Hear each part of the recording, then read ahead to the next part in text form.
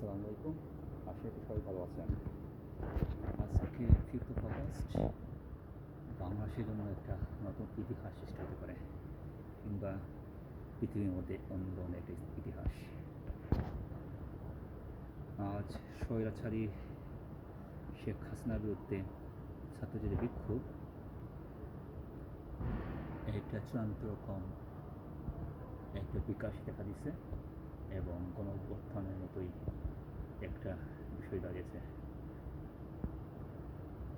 গতকালকে একসাথে 97 পিপল মৃত্যুবরণ করেছেন, কিংবা অনেকে শহীদ হয়েছেন। তো বোঝাই যাচ্ছে এই সাইকোপ্যাথ মহিলা কোনোভাবেই বা সহজভাবে ওর ক্ষমতা ছাড়তে পারবে না। অনেকেই হয়তো আজকেও মৃত্যুবরণ করতে পারেন এবং না করুক। এই জন্য ছাত্রছাত্রী, সাধারণ মানুষ, জনগণ যারা আছেন তারা সবাই একটু সতর্কতা অনুভব করতে হবে। এই মহিলা যেহেতু 300 জন লোককে মেরেও শান্তি হয় নাই, মনে হয় না আজকে ও খুব সহজে ক্ষমতাটা ছেড়ে দেবে।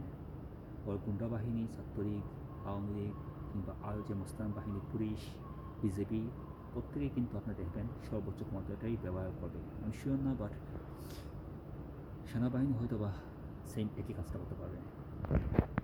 সো আপনাদেরকে অনেক সাবধানে এই কাজটা করতে হবে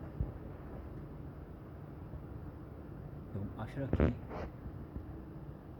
যে ছাত্র জনতা আজকে গণভবনের দিকে যাচ্ছে তা ঠিকভাবেই যেতে পারবে, কোনো প্রকার দুর্ঘটনা ছাড়াই। বাট অ্যানাদার থিংস, এই মহিলাকে কোনোভাবেই দেশ ত্যাগ করতে না পারে এই ব্যবস্থা করতে হবে। যে মহিলা, যে সাইকোপ্যাথ 400 জন মানুষকে খুন করে, ওর অবশ্যই বিচার হওয়া উচিত। দেখা যাক কী হয়। আপনারা সবাই সুস্থ থাকবেন। আপনাদের সর্বাত্মক মঙ্গল কামনা করি। ফি আমানিল্লাহ। আসসালামু আলাইকুম।